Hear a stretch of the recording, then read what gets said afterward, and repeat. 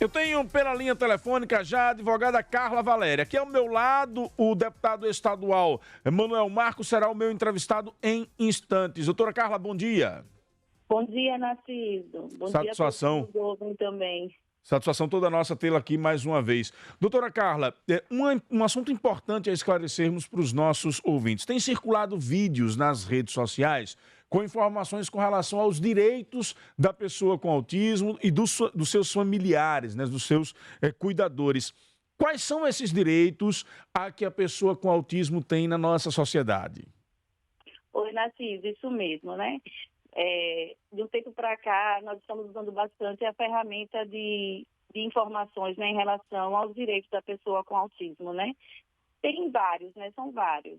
Mas a gente pode elencar aqui o direito ao passe livre, com direito ao acompanhante, desconto de até 65% na conta de energia, as vagas especiais no estacionamento, meia entrada, né? E também os acompanhantes têm direito a essa meia entrada, cinemas, parques, desconto nas compras de carro, desconto em passagem aérea até 80% para o seu acompanhante, redução de jornada de carga de trabalho para os pais, que são servidores públicos, né, de crianças com autismo, atendimento prioritário, dentre outros. São vários direitos que ainda, infelizmente, têm desconhecimento ainda pela população. Agora, Carla, para ter acesso a esses direitos, a pessoa precisa acionar a justiça, é preciso uma identificação, porque nós temos visto aí serem aprovados, Brasil afora, a questão dos colares de identificação. Esses colares são suficientes? Uma carteirinha é suficiente? É preciso apresentar laudo médico? Quais são os procedimentos? Ou de cada um deles, de um para o outro, tem diferenciação?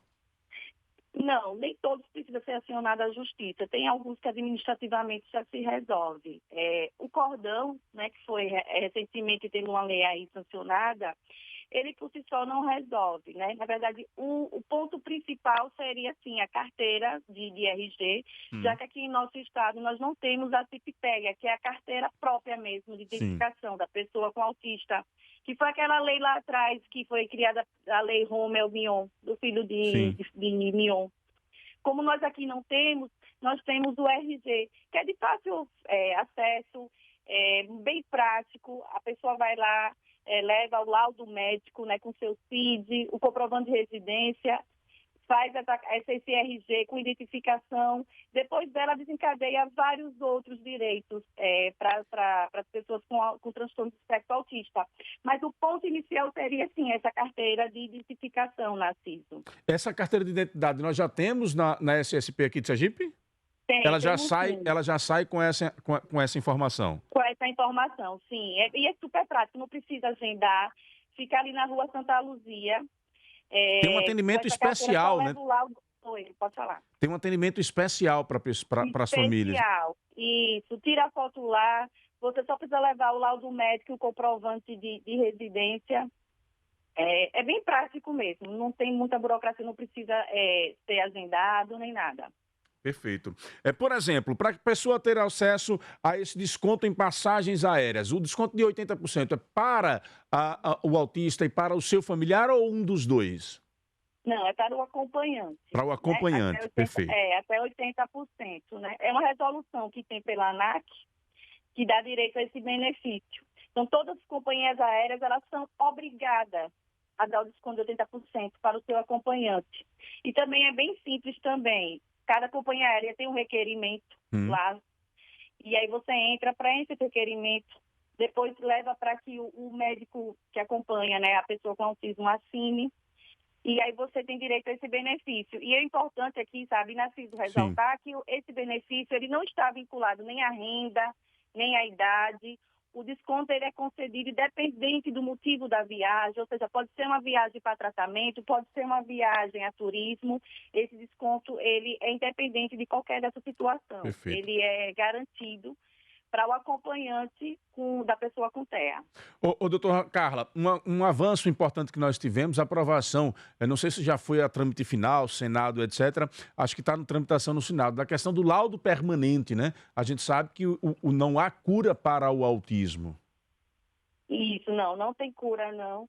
Mas aqui nós já temos já algumas leis estaduais que o laudo ele não tem que ser renovado, não. Ah, então em Sergipe já vale essa É, regra. isso. Agora, assim, Narciso, uma coisa que eu acho importante é a questão do atendimento prioritário, né? Vamos dar uma ressalva aqui. O nosso estado, ela tem uma lei estadual que a pessoa com autismo, ela é prioridade da prioridade. Como é que funciona isso? A preferência dela é acima de todas as outras preferências, ou seja, Perfeito, um autismo ele só espera outro autista. Isso aí foi perfeito. uma lei estadual que, salvo engano, foi da autoria do deputado Luciano Pimentel. E tem muita gente que tem esse desconhecimento. Então, a criança autista, ela é prioridade da prioridade. Uma pessoa com autismo, ela é de prioridade da prioridade. Porque ele ressalta nessa importância as questões da espera, né, a dificuldade sensorial que os autistas têm, a impaciência, questões comportamentais. Perfeito. Então, a pessoa Recentemente, com autismo, Recentemente eu entendeu? tive numa clínica privada aqui e faço até questão de dizer o nome dela para que ela se ajuste mesmo, a Clínica São Camilo. E chegando lá, a placa de prioridade não tinha sequer o símbolo do autismo. Eu tirei fotos, mandei por e-mail para a direção da clínica pedindo a devida correção. E eu acho que é isso que a gente tem que fazer. Chegou no local, de repente o funcionário não tem nem culpa. Não é para brigar com o funcionário, ir lá de forma ríspida. Não, é exigir seu direito. Vai lá e você informa. De repente até pergunta num diálogo, né? Você tem conhecimento que o autista ele é prioridade da prioridade? E aí, nesse sentido, você acaba educando o atendente e até cobrar do seu gerente, até cobrar da administração da clínica que faça uma formação, que faça capacitação para que as pessoas possam ter este conhecimento e o devido tratamento com as pessoas com autismo. Perfeitamente. Então, da mesma forma que a gente tem que exigir, nós também temos que agradecer e publicar quando a gente chega no estabelecimento que é respeitada, né? Esses Exatamente. direitos, né? Exatamente. O Pedro Moura pergunta aqui: pergunte à advogada se pessoas com doenças raras também têm esses direitos. Alguns sim, né? Porque, na verdade, geralmente esses direitos alencados para a pessoa com autismo, ele é para a pessoa com deficiência, porque o autismo ele não é doença, né, Narciso? Mas, Isso. perante a lei, ele é equiparado como pessoa com deficiência. Então, nós temos que respeitar geralmente a questão do CID, né, que é o Código de Identificação da Doença. Então, tem alguns direitos que, sim, são só para autistas, mas não se encaixam em outros tipos de doença. Então, não são todos, não. Teria que fazer Perfeito. uma análise mais Mais detalhada. aprofundada. Mais Colega detalhada. Marcos Aurélio diz aqui: a lei sobre a não obrigatoriedade de renovação do laudo no Brasil é de Andra Moura e em Sergipe do deputado Luciano Pimentel. Obrigado, meu caro, pela informação. Isso mesmo. O deputado Luciano Pimentel é um atuante bem importante aí nas causas da pessoa com transtorno do espectro autista, viu, Narciso? Doutora Carla, a senhora tem enfrentado dificuldades, por exemplo, no acesso de pessoas ao BPC? Tem tido um número recorrente de pessoas reclamando na demora do INSS em liberar o BPC? Sim, bastante. Bastante. Por incrível que pareça, por mais que seja um direito adquirido, o INSS, ele interfere. E aí a gente vai ter que ir pela via judicial e tem toda a demora, né, nos processos judiciais, sobrecarregando aí o nosso Infelizmente, né? judiciário.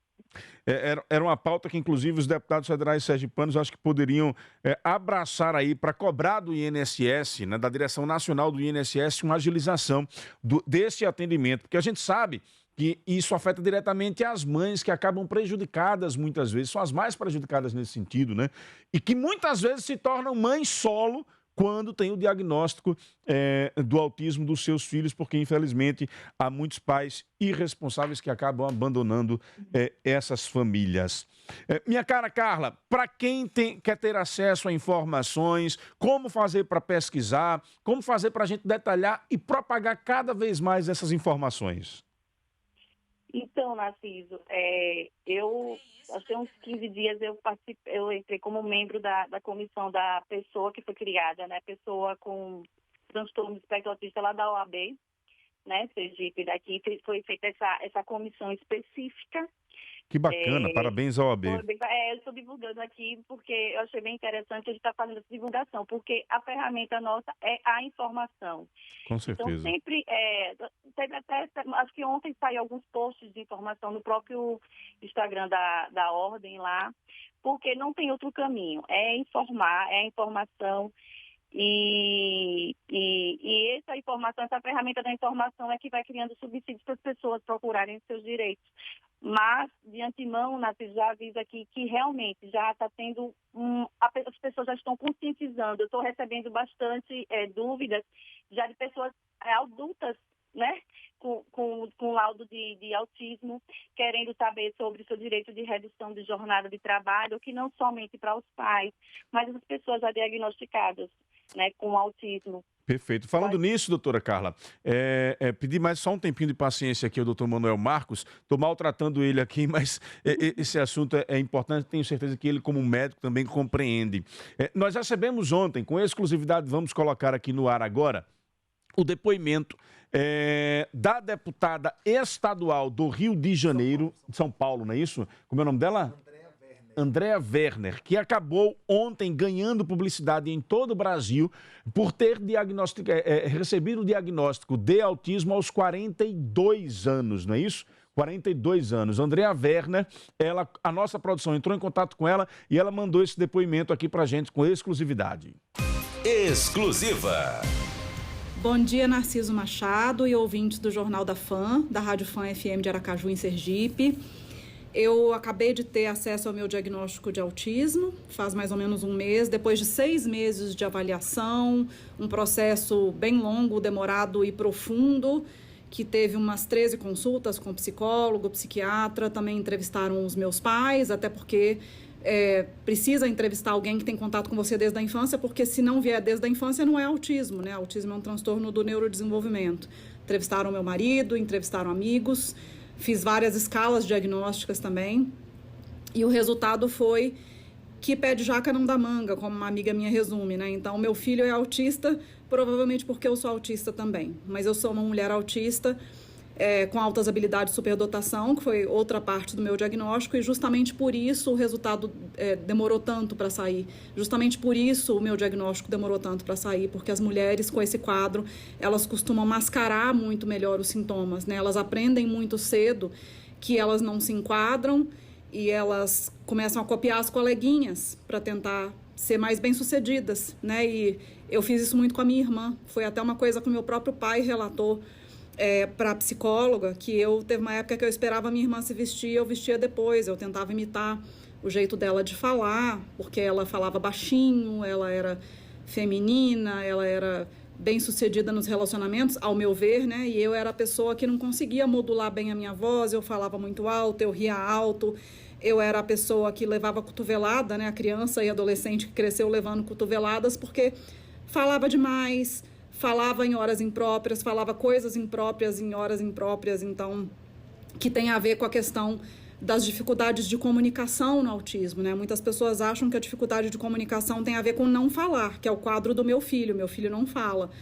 Mas em alguns autistas, essa dificuldade de comunicação tem a ver com como você expressa a sua comunicação, como você interpreta os sinais vindos de outras pessoas, como você se coloca nas situações, o que você fala, quando você fala, o que é adequado falar, né? E esse sempre foi o meu caso. E justamente por isso eu passei tão desapercebida, né? Porque eu sou uma comunicadora, eu sou uma jornalista e eu fiquei famosa e conhecida no meu ativismo justamente com um blog que depois ganhou as redes sociais. E isso foi me fazendo passar, né? Eu tive o diagnóstico de TDAH uma época que eu comecei a achar que tudo que eu tinha de sintomas eram por causa do TDAH, mas a convivência com amigas autistas começou a levantar suspeitas. Elas começaram a me apontar comportamentos que eram de autismo, não eram de TDAH. Por exemplo, o fato de eu me balançar quando eu fico mais sobrecarregada, e tiveram que me filmar para eu acreditar que de fato eu balançava.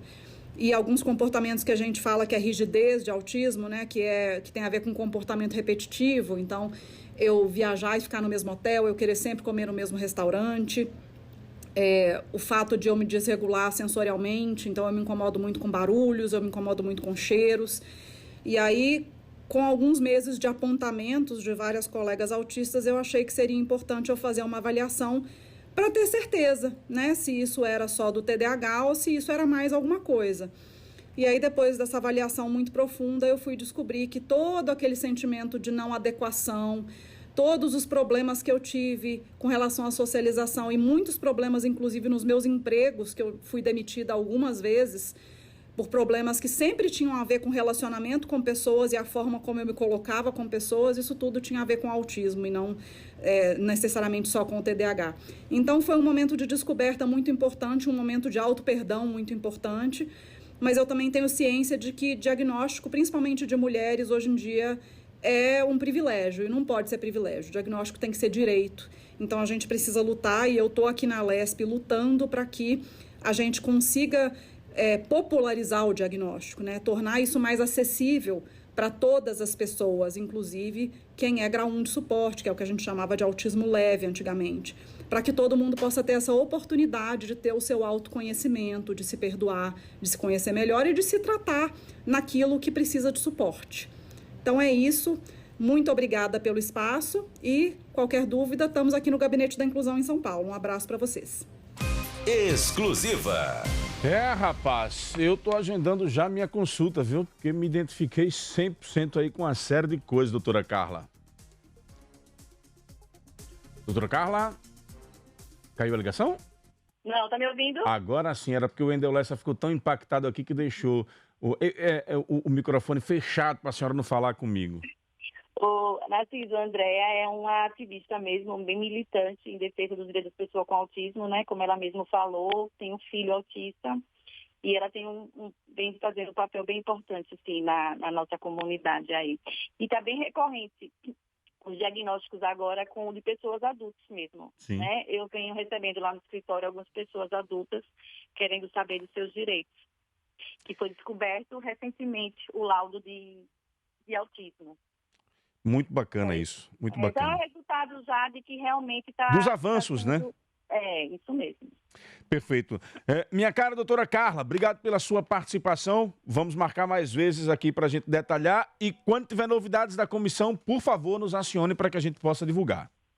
Tá, Narciso, eu que agradeço e também quero te parabenizar, né? Porque sempre que possível no seu programa você oportuniza, né, a informação, que é uma ferramenta de extrema importância para a gente trazer aqui a informação em relação aos direitos das pessoas com transtorno do espectro autista, tá? Muito obrigada mesmo e bom dia a todos. Eu que agradeço. Obrigado, doutora Carla Valéria, membro agora da Comissão da Pessoa com Autismo da OAB. Mando aqui meus parabéns, OAB, pela iniciativa.